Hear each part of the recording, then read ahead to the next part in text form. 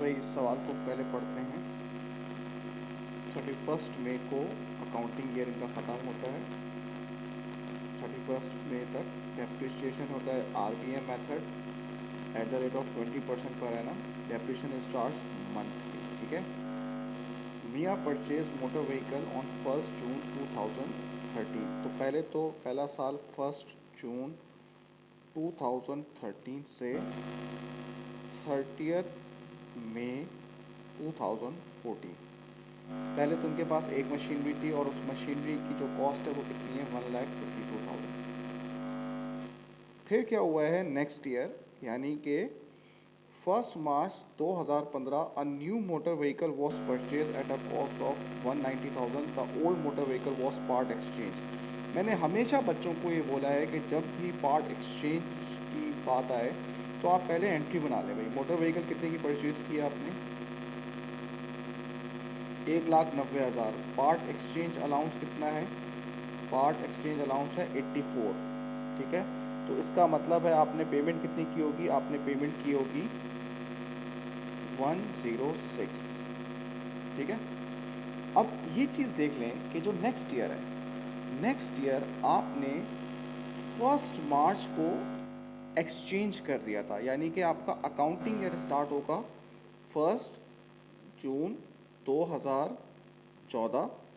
यहाँ से आपने 28 फरवरी 2015 यहाँ तक आपने ओल्ड मशीन यूज़ की होगी बराबर। और 1 मार्च 2015 आपने नई मशीनरी ख़रीदी है। तो मार्च से ईयर एंड कब हो रहा है, मई 2015, ये आपने न्यू मशीनरी ख़रीदी है। इसको आप दोबारा से एक दफ़ा रिवाइंड करके या 2 दफ़ा रिवाइंड करके देख लीजिएगा तो आपको ये बात समझ में आ जाएगी कि आपने मार्च में एक्सचेंज किया है। तो जून से मार्च तक यानी कि फेब तक आपके पास ओल्ड मशीन रही होगी, मार्च में आपने नई मशीनरी खरीदी है। तो अकाउंटिंग ईयर कब खत्म हो रहा है, मई में। तो मार्च से लेके मई तक आपके पास न्यू मशीनरी होगी। ठीक है भाई, अब हम स्टार्ट करते हैं। सबसे पहले मोटर व्हीकल का अकाउंट। मोटर व्हीकल एसेट है, एसेट जब बढ़ता है तो डेबिट होता है, जब कम होगा तो क्रेडिट होगा। तो आपने पहले एक मोटर व्हीकल खरीदी 1,52,000 की, दैट्स ये यही हुआ है।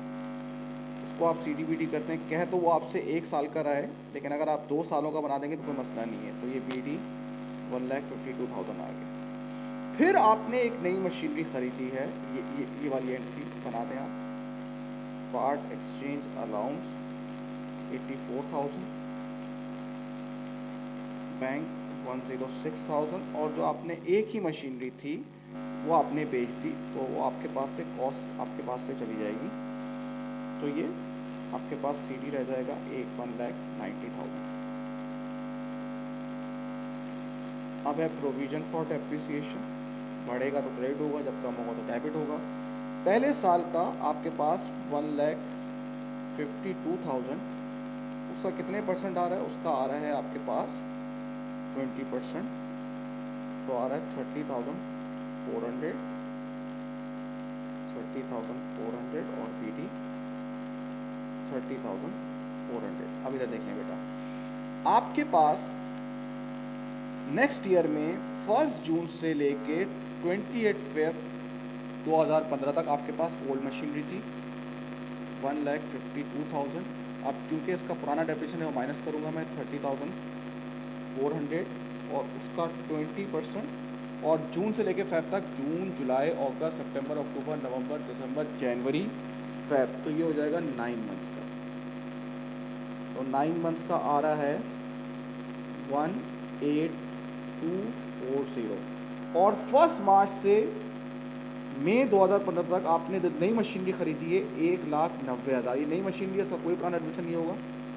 इस पे आप देख लेंगे मार्च अप्रैल में 3 महीने का डेप्रिसिएशन आ रहा है।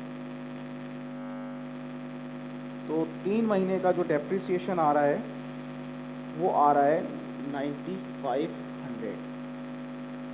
तो ये मिला के आपका हो जाता है इस साल का डेप्रिसिएशन 27740। ठीक है। इसमें से 9 महीने पुराने मशीनरी थी और 3 महीने नई मशीनरी थी। अब जो एसेट जा रहा है वो अपने साथ अपना पुराना और नया डेप्रिसिएशन लेके जा रहा है। डिस्पोजल, भाई एक तो ये पुराना डेप्रिसिएशन था इसका, 30,400 और ये ओल्ड मोटर व्हीकल का डेप्रिसिएशन फॉर द ईयर ये रहा 18240। तो ये मिला के हो जाएगा आपके पास 48640। ठीक है बेटा, तो ये CD आ जाएगा। अब डिस्पोजल आपका बिल्कुल वैसे ही है जैसे करते हुए आ रहे हैं। ये सवाल मैं आपको बोलूँगा आप इसको 2-3 दफ़ा देख लें।